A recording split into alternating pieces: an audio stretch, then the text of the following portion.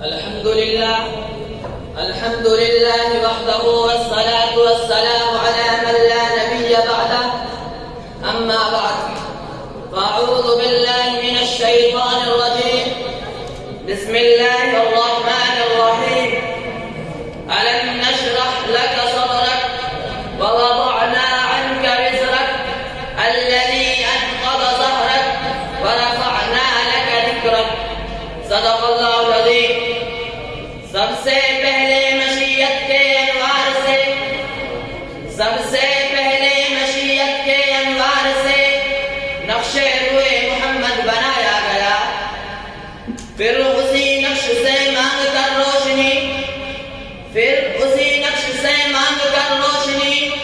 بزم کون و مکان کو سجایا گیا. میرے واجب الاحترام قابل صدر احترام علماء اکرام اور بزرگوں اور دوستوں، آج کا موضوع شان مصطفیٰ ہے.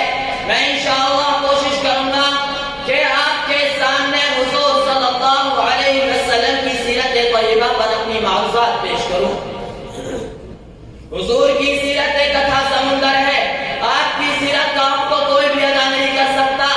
کسی انسان میں یہ قوت نہیں ہے کہ وہ کہے کہ میں نے حضور صلی اللہ علیہ وسلم کی سیرت کا حق ادا کر دیا.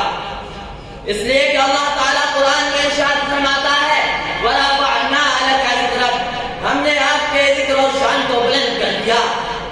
میرے دوستو، نبی چلتا ہے قرآن بولتا ہے، نبی اٹھتا ہے قرآن بولتا ہے، نبی بیٹھتا ہے قرآن بولتا ہے، نبی کار میں ہے قرآن بولتا ہے، نبی بولتا ہے قرآن بولتا ہے. محمد کی ایک ایک ادا قرآن بولتا ہے. نبی مسکراتا ہے قرآن بولتا ہے، نبی روتا ہے قرآن بولتا ہے، نبی سجدے میں ہے قرآن بولتا ہے، نبی مسجد میں ہے قرآن بولتا ہے. اے پیغمبر، میں نے تیری ایک ایک ادا پر قرآن اتار دیا، اس لیے کہ تو اتنا بلند ہے کہ تیری وجہ سے مکے کی گلیوں کو بلند کر دیا. میں نے تیری وجہ سے صحابہ کو اتنا بلند کیا کہ قیامت تک کوئی جوان، کوئی ولی، کوئی قطب، کوئی ابدال آپ کے قدموں کا مقابلہ نہیں کر سکتا. اس لیے کہ جو تیرا صحابی بنا وہ کائنات میں بلند ہو گیا. اللہ تعالیٰ نے اور انبیاء بھی دنیا میں بھیجے. جتنے بھی نبی دنیا میں آئے، کوئی نبی بستی کے لیے، کوئی شہر کے لیے، کوئی قوم کے لیے، کوئی علاقے کے لیے، کوئی ایک ملک کے لیے، کوئی موضوع کے لیے. لیکن ہمارے پیغمبر صلی اللہ علیہ وسلم کو دیکھو. ہمارا نبی آسمانوں کا نبی، زمین کا نبی، شمس و قمر کا نبی، شجر و جل کا نبی، ساری کائنات کا نبی، تحت الثرى کا نبی، عرش محلہ کا نبی، اور ہمارا نبی نبیوں کا نبی. وَرَفَعْنَا لَكَ ذِكْرَكَ، ہم نے آپ کے ذکر اور شان کو بلند کر دیا. موسیٰ نے لاٹھی پتھر پر ماری، لاٹھی پہاڑ پر ماری، پانی کے پارا چشمے پہاڑ سے نکلا. اسی کو قرآن نے کہا فَانْفَجَرَتْ مِنْهُ اثْنَتَا عَشْرَةَ عَيْنًا قَدْ عَلِمَ كُلُّ أُنَاسٍ مَشْرَبَهُمْ. کہ موسیٰ نے لاٹھی ماری، 12 پانی کے چشمے پہاڑ سے نکل آئے. میرے دوستو، پہاڑ سے پانی کا نکلنا قرین قیاس ہے، عقل کے موافق ہے. پانی کے چشمے تو زمین سے نکلتے ہیں. پانی کے چشموں کو پہاڑی سے نکلنے میں جتنا بڑا کمال ہے، اس سے بھی بڑا کمال میرے پیغمبر صلی اللہ علیہ وسلم نے دنیا کو دکھایا کہ میرا نبی حدیبیہ کے موقع پر موجود ہے. صحابہ نے بتایا کہ یا رسول اللہ پانی ختم ہو گیا. حضور صلی اللہ علیہ وسلم نے فرمایا کہ پانی کا ایک پیالہ لاؤ. پیالے میں تھوڑا سا پانی ہے. آقا نے نبوت والا ہاتھ اس میں ڈالا تو ان کی انگلیوں سے پانی کے چشمے نکل آئے. اسی کو قرآن نے کہا وَرَفَعْنَا لَكَ ذِكْرَكَ، یہ نبی کی شان ہے. حضرت ابو ہریرہ حضور صلی اللہ علیہ وسلم کے پاس آئے، فرمایا یا رسول اللہ میری اماں کے لیے دعا کرے. حضور صلی اللہ علیہ وسلم نے نبوت والے ہاتھ اٹھائے، فرمایا اللہم اہدی ام ابی ہریرہ، اے اللہ ابو ہریرہ کی ماں کو ہدایت عطا فرما. ابو ہریرہ دعا کرا کے گھر کی طرف بھاگے جا رہے ہیں. کسی نے بازو پکڑ لیا. ابو ہریرہ کہاں جاتے ہو؟ فرمایا کہ گھر میں جا کر دیکھنا چاہتا ہوں کہ میں پہلے پہنچتا ہوں یا محمد کی دعا پہلے پہنچتی ہے.